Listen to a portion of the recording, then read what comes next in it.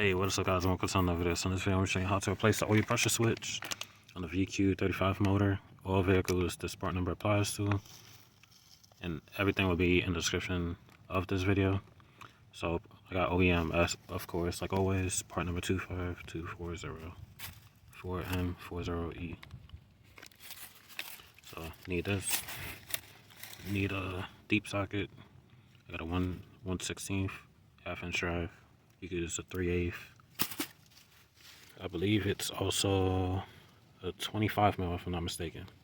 So first things first, we're gonna put your parking brake on, and then jack the car up, of course.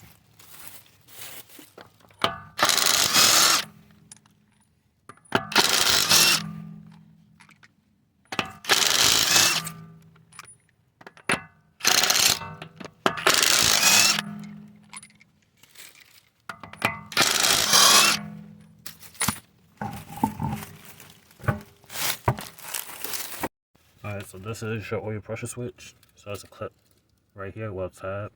Just push it inwards and pull out. Set that to the side. And then this is the oil pressure switch. So this hose is going to be a little bit in the way. It should be alright. So let's squeeze it through. So we got it out. You're going to have some oil leak. Right, so get your new sensor and put it back in.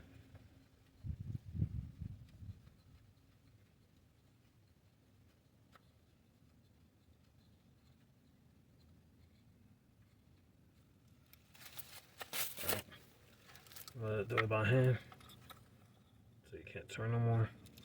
And I might hit it with the impact. I got it on auto, so on the lowest setting, so I'm not going to accidentally over torque it or nothing. Can't find my ratchet, so guess I'm using my impact. So I'm gonna hit it one good time. Alright, then reconnect it, and that's it. So that's it for this video. Like, comment, subscribe. I'll see you in the next one. Peace.